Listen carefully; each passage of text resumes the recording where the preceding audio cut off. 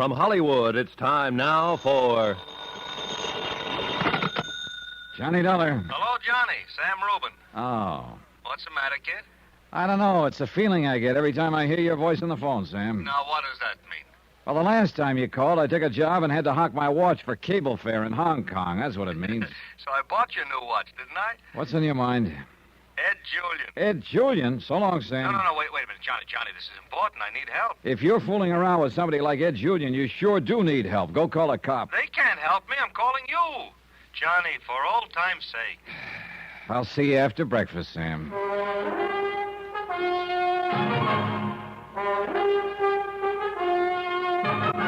Tonight and every weekday night, Bob Bailey in the transcribed adventures of the man with the action-packed expense account, America's fabulous freelance insurance investigator. Yours truly, Johnny Dollar.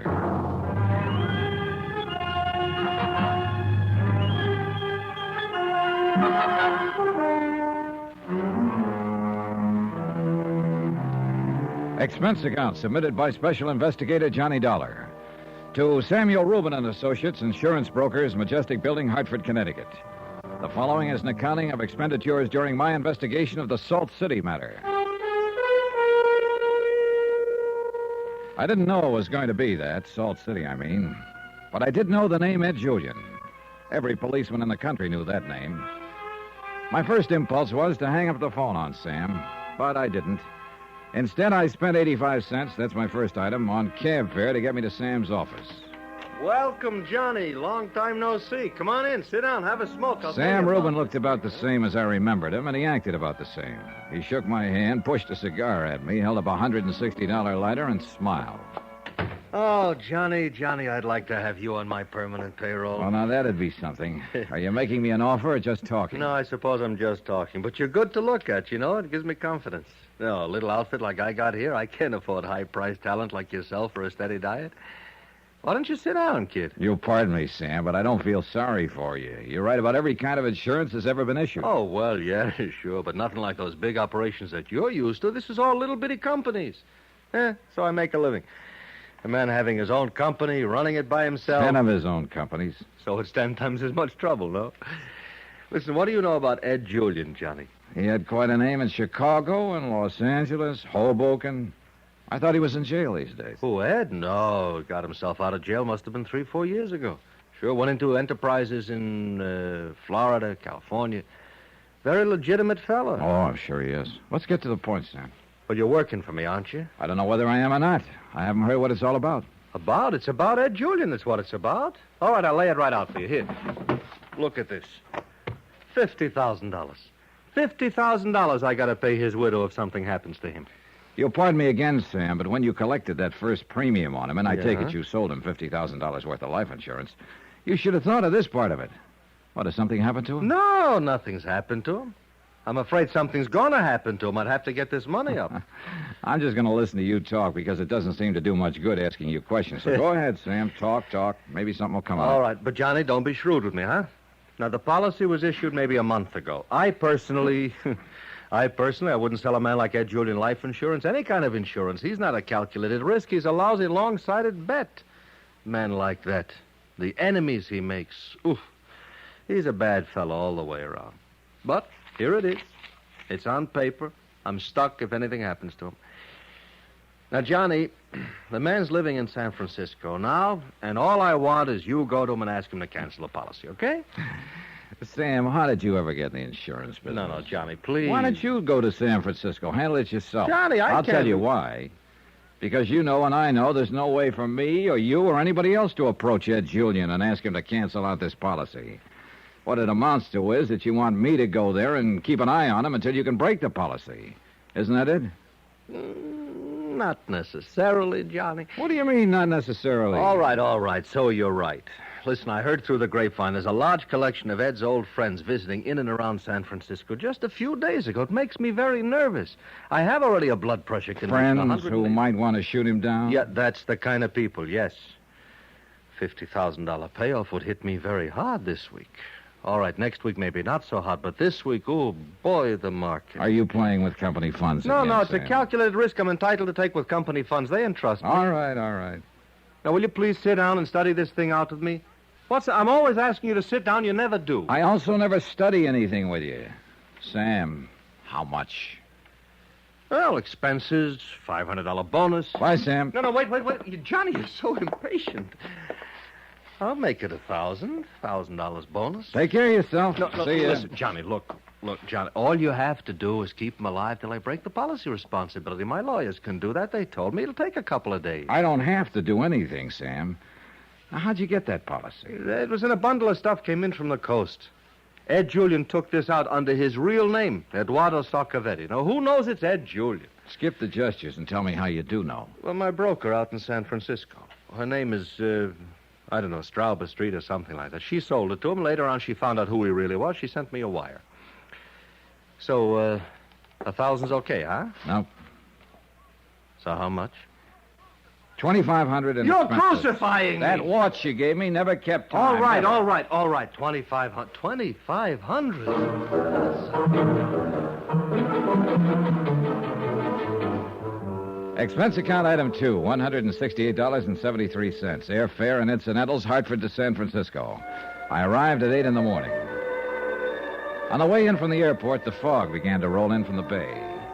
From my hotel room at the Fairmount, I looked out in time to see the provision barge moving out toward Alcatraz before the fog closed in completely. Somebody said the storm warnings were up all along the coast, and somebody was right. By 11 o'clock, a light rain had begun to patter over the fog-bound Bay City. Item 3, $23, one trench coat. I was wearing it when I spent another buck. Item 4, cab fare. This time to get me from San Francisco's Fairmount Hotel to Ed Julian's address on another part of San Francisco's Nob Hill. There in the drizzling rain, I interviewed not Ed Julian, but one of San Francisco's older but more stable residents. The uniform said he was a member of the property police. Hey, you. Just a minute there. Just a minute. Nobody lives there. And I hope for your sake, boy, you ain't no Jimmy artist, because I got me a gun under this raincoat. I'm no Jimmy artist. I'm just trying to locate a man named Julian. Ed Julian? That's right. Mr. Sarcavetti lived here. Well, according to my records, Mr. Sarcavetti and Mr. Julian are the same man. Well, he ain't here now. Moved out bag and baggage a week, 10 days ago. Whatever name he used. Uh-huh. Don't suppose you have any idea where he went, do you? Nope. You happen to see him move? Yep. Him and his wife and their clothes. Left all their furniture, huh? Didn't have any to leave. This place was furnished for them. They're the kind of people who never own more than they can carry. That's the way I figured them. Fast-traveling and short acquaintances. Now, I once knew a feller up in King City. You see, King City's about 45 miles north of here. That's how the Ed Julian matter stood on a rainy morning in San Francisco. Nothing out of the ordinary for Ed Julian. Yet, all around me, there seemed to be some sort of a dark, threatening undertone that I couldn't quite put my finger on. Whatever it was, it troubled me, standing out in the rain, talking to that old man. It still troubled me when I made my way back down the hill and found, to my surprise, that the San Francisco classified telephone directory listed Edward Julian Enterprises. Expense account item 5, 10 cents, one phone call. Hello? Hello. I'd like to talk to Mr. Julian, please. He's not in. Secretary's out. Would you like to leave a message? Well, this is Johnny Dollar calling. He doesn't know me, I'll but leave the message for him. When do you expect him back? Never.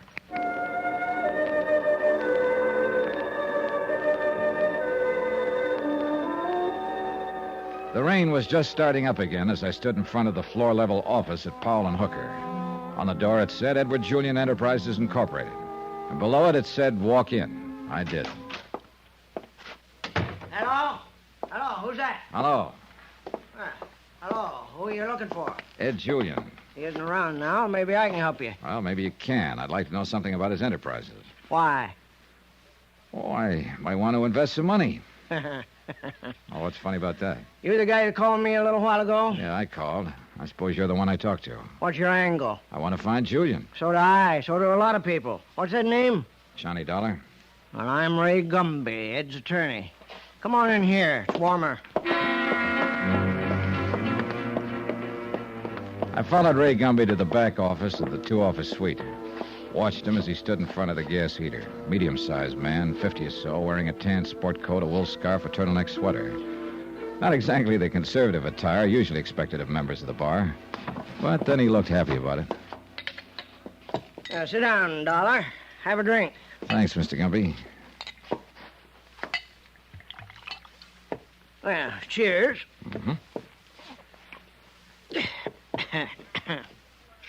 Now, you ask about Ed's Enterprises. Well, I'll tell you right now, they aren't much. He has an oil field, a piece of a gambling casino, a piece of a racetrack, and a part of a ship, and part of a smelter works. What does he do a couple of weeks ago? He up and unloads it all. Oh, I've had a little cold with all this weather we've been having. Why do you want to find him? To protect him. That's cute. Personally, I wish the bum would get pneumonia. He left me holding the sack here. How's that? Now, I formed these corporations for him and acted as chairman on all the boards. Then he sold out from under me. Didn't even bother to say goodbye or pay me off. You want to find him, too, then? You betcha. I'm suing for proper fees. Think it'll do any good, Mr. Gumby? No, I don't think so. I mean, as far as me getting my money goes. But if I can get him subpoenaed, and he ignores the subpoena, the court will issue a warrant on contempt charges and throw his carcass in jail for a while. If he was behind the bars and I went to visit him, maybe I could handle him. The bars between us, of course. Of course. Yeah. You want another knock? No, thanks. You go ahead. That sounds pretty good. It is. Getting him in jail? Yeah, if I can get him served. Well, it's not going to be an easy job getting those papers into his hands.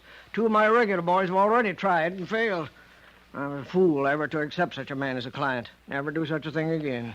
Well, if it makes you feel any better, Mr. Grumby, the man I'm working for said practically those same words to me in Hartford yesterday. It doesn't make me feel any better. I wish it did.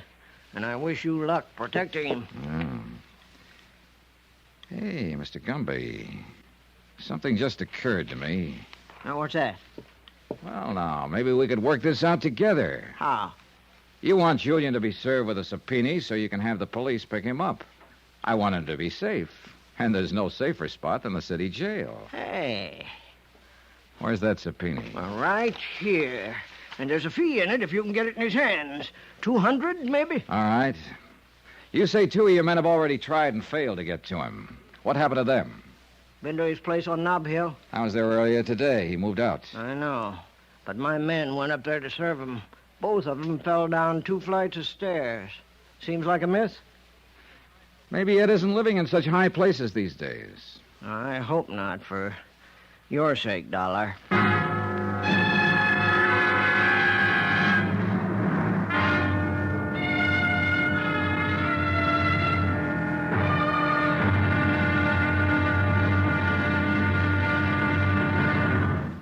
Now, here's our star to tell you about tomorrow's intriguing episode of this week's story. Tomorrow, that's when I begin to find a myth can be stranger than fiction.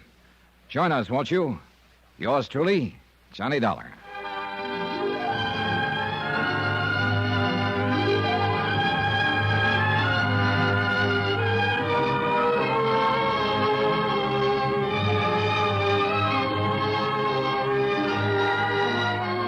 Yours truly, Johnny Dollar, starring Bob Bailey, is transcribed in Hollywood. Written by John Dawson, it is produced and directed by Jack Johnstone. Be sure to join us tomorrow night, same time and station, for the next exciting episode of Yours truly, Johnny Dollar. Roy Rowan speaking.